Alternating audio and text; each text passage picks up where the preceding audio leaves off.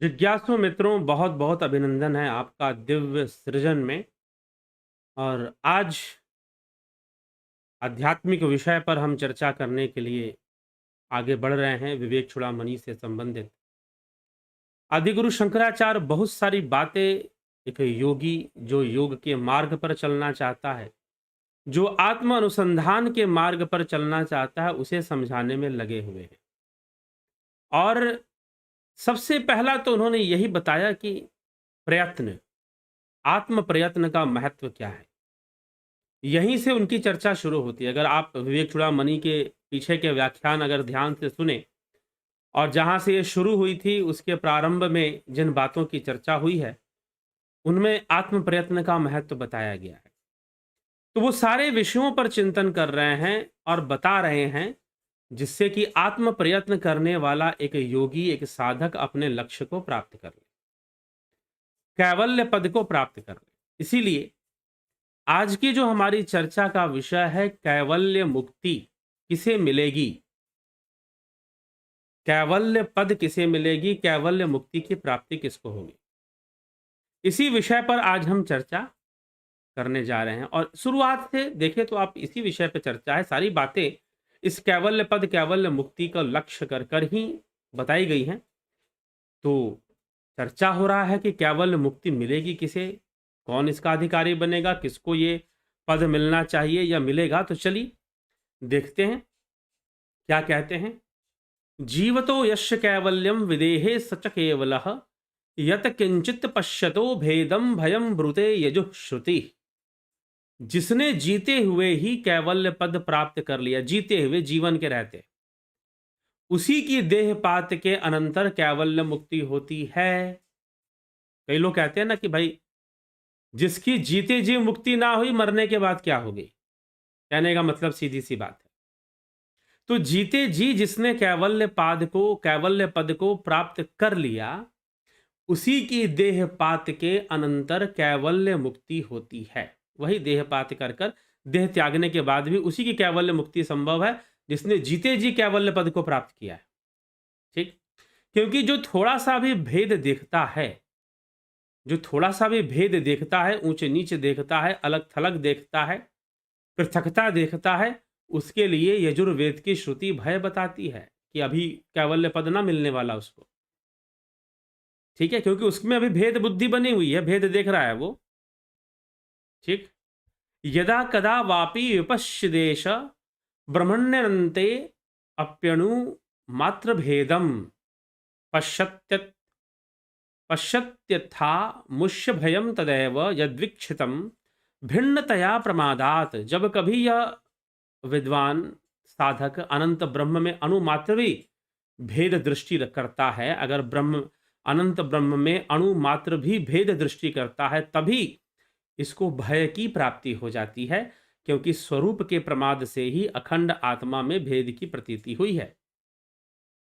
प्रमाद उत्पन्न हुआ है, स्वरूप के प्रमाद से आलस्य उत्पन्न हुआ है, भिन्नता उत्पन्न हुई है, भेद इसीलिए पैदा हुआ है। और भेद होने से आत्मा में भेद की प्रतीति इसीलिए हुई क्योंकि प्रमाद उत्पन्न हुआ है, माया उत्पन्न हुई है। श्रुति स्मृति न्याय यश तैर निषिद्धे दृश्ये अत्र यह स्वात्ममतिं करोति उपैति दुखोपरि दुख जातम निषिद्ध करता स मलिम लुचो यथा। श्रुति स्मृति और सैकड़ों युक्तियों से निषिद्ध हुए इस दृश्य देह आदि में जो आत्मबुद्धि करता है, श्रुति स्मृति और सैकड़ों, श्रुति मतलब जो थ्योरेटिकल वेद हैं उनके लिए भी कहा गया, और स्मृति मतलब इतिहास, और सैकड़ों युक्तियां, अनेकों जो युक्तियां हैं, अनेकों जो विधि विधान है और उपाधियां हैं, इन सब में, इस दृश्य में जो आत्मबुद्धि कर लेगा, इन सब में जो आत्मबुद्धि कर लेगा कि मेरी ये उपाधि है, मैं तो ये मनुष्य होना भी एक उपाधि है, जानवर होना भी एक उपाधि है, नर होना भी उपाधि है, नारी होना भी उपाधि है। तो सब तो उपाधि ही है। उन उपाधियों में आ सकती, स्मृति और श्रुति में आ सकती, भूतकाल में आ सकती, स्मृति में आ सकती, इन सब में आसक्तियां और अनेकों संसार के विधि विधानों में आसक्तियां, इनमें आत्मबुद्धि का पैदा हो जाना, वह निषिद्ध कर्म करने वाले चोर के समान दुख पर दुख भोगता है। चोर के समान दुख पर दुख भोगता है। छांदोग्य उपनिषद में वर्णन आता है कि एक चोर जो चोरी करता है, राजा उसे उसे एक अग्नि से उसको दाग देता है। अगर वो चोर वास्तव में चोर है तो जल के राख हो जाएगा, नहीं तो वो बच जाएगा, उस अग्नि से अपनी रक्षा कर लेगा। तो चोर के समान वह व्यक्ति है जो प्रमाद करता है। मन ही मन तो उसे आत्मज्ञान की साधना करनी थी, आत्मस्थिति को बनाए रखना था, लेकिन वह प्रमाद करता है और श्रुति, स्मृति और देह आदि में आत्मबुद्धि रखता है, और तो वह चोरों जैसी उसकी स्थिति हो जाती है। जो पकड़े गए चोर हैं उनकी जैसी। सत्याभिसंधान रतो विमुक्तो महत्व मात्म मीयो मुपैति नित्यम मिथ्याभिसंधान रतस्तु न शेद दृष्टम तदेत दध चोर चोर यो। जो अद्वितीय ब्रह्म रूप सत्य पदार्थ की खोज करता है वही मुक्त होकर अपने नित्य महत्व को प्राप्त करता है। जो निरंतर अनुसंधान में लगा है, निरंतर स्थिति में लगा है, निरंतर प्रयत्न में लगा है, निरंतर अपने आप को आत्मा में स्थित बनाए हुए है, वही अपने लक्ष्य को प्राप्त करता है, नित्य महत्व को प्राप्त करता है। और जो मिथ्या दृश्य पदार्थों के पीछे पड़ा रहता है वह नष्ट हो जाता है। ऐसा ही साधु चोर के विषय में भी देखा गया है। ऐसा ही साधु और चोर के विषय में भी, ऐसे साधु और चोर, मतलब साधु और चोर को एक जैसा बता रहे हैं। क्यों बता रहे हैं? कि वो साधु तो वो है, साधना कर रहा है तो साधु है, लेकिन अगर वो साधु आत्मा में अपने चित्त को हटाकर अगर देह में, संसार के विषयों में, संसार के लोक वासना, कीर्ति और 50 तरह के धन इकट्ठा करना और 50 तरह की श्रुति, स्मृति, इन सब में लगाता है, तो वो उसे चोर के रूप में ही समझना चाहिए। उसकी गति भी वैसे ही होनी शुरू हो जाती है। यतिर सदनु संधि बंध हेतुम विहाय स्वय मय महामस्मि त्यात मदृष्टैव तिष्ठेत सुखयति ननु निष्ठा ब्रह्मणि स्वानुभूत्या हरति परम विद्या कार्य दुखम प्रतीतम। यति को चाहिए कि असत पदार्थों का पीछा छोड़कर जो अनात्म वस्तु है, असत पदार्थ मतलब जो अनात्म वस्तु है, उसका पीछा छोड़कर यह साक्षात ब्रह्म ही मैं हूं, ऐसी आत्मदृष्टि स्थिर होकर करे। कि साक्षात ब्रह्म ही मैं हूं, ऐसी आत्मदृष्टि स्थिर होकर करे। अपने अनुभव से उत्पन्न हुई ब्रह्मनिष्ठा ही अविद्या के कार्यभूत इस प्रतीयमान प्रपंच के दुख को दूर करके परम सुख देती है। ठीक है, अपने अनुभव से उत्पन्न हुई ब्रह्मनिष्ठा, जो अपने अनुभव से, आत्मानुसंधान से जो अनुभव प्राप्त हुआ है, उसी से ब्रह्मनिष्ठा उत्पन्न होगी। और वह जो है अविद्या के कार्यभूत इस प्रतीयमान प्रपंच के दुख को दूर करके परम सुख देती है, वही ब्रह्मनिष्ठा, वह अनुभूति। इसलिए मैंने पहले, कल भी मैंने चर्चा की थी इस विषय पर, आज फिर चर्चा कर रहा हूं, परसों भी मैंने चर्चा की थी इस विषय पर। क्या? कि जिसने अपने ध्यान में एक अवस्था का अनुभव कर लिया, वो उसको बल देता है कि मुझे इसी मार्ग पर चलना है, क्योंकि उसमें ऐसा आनंद होता है कि संपूर्ण माया के प्रसार में वैसा आनंद मिलता नहीं है। वह आनंद घन को स्पर्श करने वाला योगी बन जाता है। और जो ऐसा कर लेता है तो अपने आत्म अनुसंधान से प्राप्त हुई अनुभूतियों का भी चिंतन करो कि तुमने ऐसा ऐसा अनुभव कर रखा है, तुमने अपनी साधना से ऐसा ऐसा अनुभव कर रखा है, क्योंकि इससे तुम पतन की ओर अपने आप को जाने से रोक पाओगे, अपनी रक्षा कर पाओगे, स्वरक्षा कर पाओगे। तो बाह्य विषयों का चिंतन अपने दुर्वासना रूप फल को ही उत्तरोत्तर बढ़ाता है। इसलिए विवेक पूर्वक आत्मस्वरूप को जानकर बाह्य विषयों को छोड़ता हुआ नित्य आत्म अनुसंधान करना चाहिए। ठीक है ना? और अपनी आत्म अनुभूतियों से ही तो ब्रह्मनिष्ठा बनती है, और उन्हीं का चिंतन करना चाहिए, और वो हमारी रक्षा भी करते हैं। अपने अनुभव से उत्पन्न हुई ब्रह्मनिष्ठा ही अविद्या के कार्यभूत इस प्रतीयमान प्रपंच के दुख को दूर करके परम सुख देती है, जो अनुभूति हुई। इसीलिए कीजिए। अगर ध्यान योग करेंगे ही नहीं, जिन्होंने कोर्स कर लिया वो, और जिन्होंने नया कोर्स ज्वाइन किया है वो, उन सब के लिए कह रहा हूं, अगर किसी प्रकार का अभ्यास करेंगे ही नहीं, अगर ध्यान योग करेंगे ही नहीं, तो विकसित कैसे होंगे, अपना विकास कैसे करेंगे? यह समस्या यहां आ जाती है।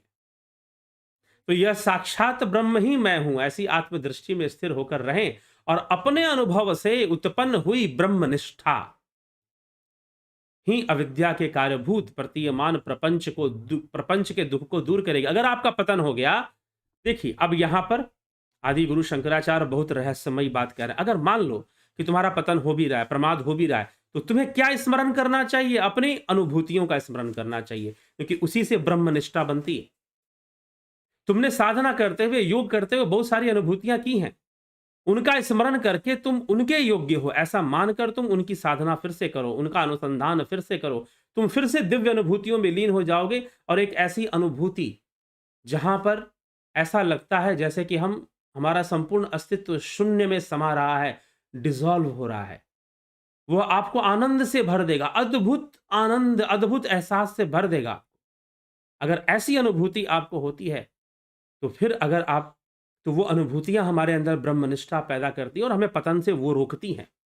तो ये आदि गुरु शंकराचार्य ने पहले नहीं बताया प्रमाद मृत्यु में, अब वो इसको समझा रहे हैं। इसीलिए मैंने कह दिया था प्रमाद मृत्यु के ऊपर चर्चा करते समय कि योगी की मृत्यु कैसे होती है, और अभी तो शंकराचार्य बहुत कुछ बताने वाले हैं, बहुत कुछ समझाने वाले हैं। ठीक है, तो इसीलिए यहां पर वो समझा रहे हैं कि आत्मानुभूति से ही ब्रह्मनिष्ठा स्थापित हो सकती है। तो आत्मानुभूति, जो ध्यान योग करेगा, जो अंतर्मुखी होगा, जो आत्मानुसंधान करेगा, ध्यान योग, उसी को तो आत्मानुभूति हो सकती है, और किसे होगी? तो आत्मानुभूति से ही ब्रह्मनिष्ठा संभव है। और जब ब्रह्मनिष्ठा होगी तो पतन इतना आसान नहीं है, ये मत सोच लेना गिर। इसीलिए मैंने जान साथ में आपको मैंने लिया था, गीता का ही भी संदर्भ ले लिया था योग भ्रष्ट का, कि भगवान कृष्ण कहते हैं कि नहीं, ऐसा नहीं है कि योग भ्रष्ट हो गया या उसकी मृत्यु हो गई तो उसका कुछ होगा ही नहीं। जी नहीं, वो दोबारा उठेगा, क्योंकि उसके पास उसके संस्कार हैं। उसने जो भी योग किया है उसका संस्कार तो बना हुआ है ना, और उसकी अनुभूति बनी हुई है। तो वो संस्कार उसे दोबारा खींचेंगे अपनी ओर और उससे योग करवाएंगे, योग करवाएंगे उससे, उसे ऐसे नहीं छोड़ देंगे। ठीक है, तो फर्क होता है, ऐसा नहीं कि वो बिल्कुल वैसे ही हो गया। यहीं पर आदि गुरु शंकराचार्य की आत्म अनुभूति से ब्रह्मनिष्ठा बनेगी, उसी का सहारा लेना चाहिए, उसी का आधार लेना चाहिए। ठीक है, तो ये समझाने की बहुत अच्छा प्रयास यहाँ किया जा रहा है। बाह्यनुसंधि परिवर्धेत फलम दुर्वासनामेव ततस्ततो अधिकाम ज्ञात्वा विवेकय प्रहृत्य बाह्यम स्वात्मानुसंधिम विदधीत नित्यम। बाह्य विषयों का चिंतन अपने दुर्वासना रूप फल को ही उत्तरोत्तर बढ़ाता है, इसलिए विवेक पूर्वक आत्मस्वरूप को जानकर बाह्य विषयों को छोड़ता हुआ नित्य आत्म अनुसंधान ही करता रहे, नित्य आत्म अनुसंधान ही करता रहे तो बेहतर। ठीक है, तो बाह्य विषयों का चिंतन अपने दुर्वासना रूप फल को ही उत्तरोत्तर बढ़ाता है, इसलिए विवेक पूर्वक आत्मस्वरूप को जानकर बाह्य विषयों को छोड़ता हुआ नित्य अनुसंधान में लगा रहे, यही बेहतर है। इसी से उसकी अनुभूतियां भी बढ़ेंगी, ब्रह्मनिष्ठा भी बढ़ेगी। बाह्य निरुद्धे मनसः प्रसन्नता मनः प्रसादे परमात्म दर्शनम तस्मिन् सुदृष्टे भवबंधनाशो बहिर्निरोध पदवी विमुक्ते। अर्थात बाह्य पदार्थों का निषेध कर देने पर मन में आनंद होता है, और मन में बाह्य पदार्थों का जब निषेध होगा, पूर्णतः एक ऐसी अवस्था बन जाएगी जहां कोई वासना रहेगी नहीं, कोई माया रहेगी नहीं, तो वहां पर जो आनंद उत्पन्न होगा, आनंद का उद्रेक होने पर परमात्मा का साक्षात्कार, अर्थात तुम उस शून्य का साक्षात्कार कर लेते हो, उस भावहीनता का साक्षात्कार कर लेते हो, क्योंकि वासना त्रय का क्षय ही तो मुक्ति है। वहां पर ब्रह्म का साक्षात्कार एक तरह से होता है, परमात्मा का साक्षात्कार होता है, क्योंकि वहां सारी भावनाएं लीन हो जाती है, कोई भाव नहीं रहता। और जो विषय वस्तु भाव उत्पन्न करे वह परमात्मा नहीं हो सकता। ठीक है, तो इस तरह से उसका साक्षात्कार होता है, और उसका सम्यक साक्षात्कार होने पर संसार बंधन का नाश होता है। इसलिए कह दिया गया, जब उसका साक्षात्कार होगा सारे बंधन नष्ट हो जाएंगे। लेकिन यहां पर ऐसी बहुत सारी संस्थाएं हैं जो दावा करती हैं कि वो भगवान दिखा देती हैं और लोगों को भगवान दिख जाता है, लेकिन उन भगवान देखने वालों का संसार बंधन नष्ट नहीं हो पाता है। तो यहीं से प्रमाणित हो जाता है कि अभी हो सकता है कि आपने भगवान देख लिया, लेकिन ब्रह्म दर्शन आपको नहीं हुए, परमात्मा आपको नहीं दिखा। यद्यपि भगवान तो कुछ अलग विषय है, तो इसीलिए उसका भी दर्शन नहीं माना जा सकता। लेकिन अगर आप कहते हो कि हमने परमात्मा का दर्शन कर लिया और फिर भी संसार बंधन का नाश नहीं हो रहा, इसका मतलब परमात्मा का दर्शन नहीं हुआ है, और आपको परमात्मा के दर्शन की ओर आगे बढ़ना चाहिए। परमात्मा का साक्षात्कार, साक्षात्कार मतलब उसका प्रत्यक्षीकरण, ध्यान योग में ऐसी अवस्था बन जाती है जहां पर शून्य में लीन होने लग जाते हैं, और वही अवस्था है जहां परमात्मा का साक्षात्कार होता है। वह भावातीत सत्ता का साक्षात्कार होता है, उस परम शक्ति का साक्षात्कार होता है जो भावातीत है, भावनाओं से भी परे है, प्रमाद से भी परे है। उसके पहले कुछ भी दर्शन हो रहा है, कुछ भी दिखाई दे रहा है, वह तो अभिव्यक्ति है। तो कहने के लिए तो बहुत सारे गुरुजी लोग कह देंगे कि परमात्मा का साक्षात्कार करवा देंगे, लेकिन जब उसका साक्षात्कार वास्तव में हो जाएगा, तो अभी वास्तव में जो होना चाहिए वो हुआ नहीं है। जब साक्षात्कार हो जाएगा तो संसार बंधन का नाश हो जाएगा। ठीक है, तो यह यहां पर स्पष्ट किया गया। कह पंडित संसदस्य द्विवेकी श्रुति प्रमाण परमार्थदर्शी जान नहीं कुरियाद सतो अवलंबम स्वपात हेतो शिशुवन मुमुक्ष। सत असत वस्तु का विवेकी, श्रुति प्रमाण का जानने वाला, परमार्थ तत्व का ज्ञाता, ऐसा कौन बुद्धिमान होगा जो मुक्ति की इच्छा रखकर भी जानबूझकर बालक के समान अपने ही पतन के हेतु असत पदार्थों को ग्रहण करेगा? तो ऐसा कोई नहीं होगा। वह तो जो विवेकी है वह तो आत्म अनुसंधान में, क्योंकि यहां पर दो बातें यहां पर हो, ऐसा क्यों लिखा जा रहा है, ऐसा क्यों कहा जा रहा है कि ऐसा कौन होगा जो जानबूझकर भी बालक के समान अपने पतन के हेतु के असत्य पदार्थों का ग्रहण करेगा? ऐसा कोई नहीं होगा। कहने का मतलब उनका ये है, ऐसा कोई नहीं हो सकता, क्योंकि यहां पर उन्होंने लिख दिया कि भाई ब्रह्मनिष्ठा तो स्थापित हो जाएगी अनुभूति से ही, तो पतन होने का भी पूरी संभावना नहीं है, क्योंकि ब्रह्मनिष्ठा तो स्थापित है। और अगर यदि वो असत वस्तु के चिंतन में गया भी तो वो ब्रह्मनिष्ठा उसकी रक्षा करेगी, ब्रह्मनिष्ठा जो है उसकी रक्षा करेगी। लेकिन फिर भी वो कहते हैं कि अरे भाई ऐसा कौन होगा जो आत्मा का अनुसंधान में लगा हो और फिर वो असत वस्तुओं का चिंतन क्यों करेगा? ठीक है, जानबूझकर क्यों करेगा? हाँ, माया उसे कुछ ऐसा कर दे, कोई ऐसी घड़ी आ जाए जहां पर वो कर ले, लेकिन साथ ही साथ एक ब्रह्मनिष्ठा बनी हुई है। तो ये ब्रह्मनिष्ठा जो है बहुत बड़ी रक्षा करने वाली, ठीक है, ब्रह्मनिष्ठा जो है ये बहुत बड़ी हमारी रक्षा करने वाली है। और ये कैसे आती है? ध्यान युग करते हुए जो आध्यात्मिक अनुभूतियां आपको होती हैं, उसी से ब्रह्मनिष्ठा स्थापित होती है। तो करना तो पड़ेगा ना, तो ये चीज है, तो इसीलिए वो ऐसा यहां पर लिख रहे हैं। तो आगे बढ़िए। देहादि संसक्ति मतो न मुक्ति मुक्तिर्मुक्तस्य देहादभिमत्य भाव सुप्तस्य नो जागरणम न जागृत स्वप्न अस्तयोर भिन्न गुणाश्रयत्वात्। अर्थात अब क्या यहां पर समझा रहे हैं? जिसके देह आदि अनात्म वस्तुओं में आसक्ति है, देह आदि अनात्म वस्तुओं में, जो अनात्म वस्तु है, असत वस्तु है, उसमें आसक्ति है, उसकी मुक्ति नहीं हो सकती। और जो मुक्त हो गया, मान लीजिए ब्रह्मनिष्ठा भी है और वो भी है, लेकिन कहीं ना कहीं माया का भी एक खिंचाव पड़ा हुआ है। माया जो होती है ना, पीछे से समुद्र मंथन होता है ना, तो देवता एक तरफ से खींचते थे और एक तरफ से जो है असुर खींचते थे वासुकी नाग को, और समुद्र मंथन चलता था। तो वैसे ही योगी के जीवन में एक मंथन चलता है, एक संघर्ष चलता है। एक तरफ माया एक समय के लिए खींचती है, और जो आत्म अनुभूति से जो ब्रह्मनिष्ठा बनी है उसका भी जोर होता है, वो भी खींचती है अपनी ओर। ठीक है, लेकिन अब आदि गुरु शंकराचार्य यहां पर एक संकेत कर रहे हैं कि चलो मान लो कि किसी योगी ने, किसी साधक ने, वो थोड़ा सा उसका प्रमाद में चिंतन गया, माया में चिंतन गया, ब्रह्मनिष्ठा बनी हुई है, रक्षा तो होगी, लेकिन वहां एक टेंशन क्रिएट होगा, वहां एक तनाव क्रिएट होगा, और वो तनाव उसकी मुक्ति नहीं होने देगा। चलो ठीक है, अगर वो बहुत पतन की ओर ना भी जाए तो उसकी मुक्ति रुक जाएगी, मुक्ति तो उसे नहीं मिलने वाली, क्योंकि एक तरफ से माया ने खींच के रखा हुआ है। तो जिसकी देह आदि अनात्म वस्तुओं में आसक्ति है, उसकी मुक्ति नहीं हो सकती। और जो मुक्त हो गया, उसका देह आदि में अभिमान नहीं हो सकता। जैसे सोए हुए पुरुष को जागृति का अनुभव नहीं हो सकता, और जागृत पुरुष को स्वप्न का अनुभव नहीं हो सकता, क्योंकि ये दोनों अवस्थाएं भिन्न गुणों के आश्रय रखती हैं, भिन्न गुणों का आश्रय रखती हैं। जागृत पुरुष को स्वप्न का भान नहीं रहता, अनुभव नहीं रहता। भान रहेगा मतलब स्मृति रहेगी, लेकिन अनुभव नहीं रहेगा।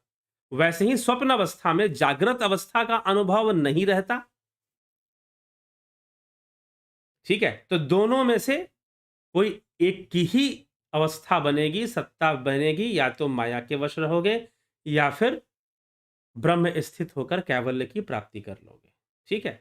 तो इसीलिए उस साधक को यहां पर वो ये कहना चाहते हैं, जो साधक इस अवस्था में पड़ा हुआ है कि एक तरफ उसकी ब्रह्मनिष्ठा भी है, आत्म अनुभूतियों के कारण ब्रह्मनिष्ठा भी है, उसका भी एक खिंचाव है, और दूसरी तरफ माया का भी खिंचाव है, तो यहां समझो कि तुम माया के ही वश हो। नहीं तो तुम ब्रह्मनिष्ठा तो तुम्हें मुक्ति दिलाएगी ना, मुक्ति की ओर ले जाएगी, मोक्ष की ओर ले जाओगे। अगर दोनों के बीच में टेंशन है कि तुम्हारी ब्रह्मनिष्ठा भी बनी हुई है और माया भी खींचे, चलो ठीक है, तुम पूर्णता पतन तो प्राप्त नहीं किए हो, लेकिन तुम्हारी मुक्ति भी संभव नहीं है। और यहां पर तुम यही मानकर चलो कि तुम माया के वश में ही हो, ब्रह्मनिष्ठा होते हुए भी तुम माया के वश में ही हो, तुम ऐसा ही मान के चलो, क्योंकि दोनों नहीं रह सकते। अगर स्वप्न है तो जागृत नहीं है, जागृत है तो स्वप्न नहीं है। वैसे ही या तो तुम माया में हो या तो तुम कैवल्य में हो, मुक्ति में हो, मुक्त हो चुके हो, दो ही स्थिति बन सकती है।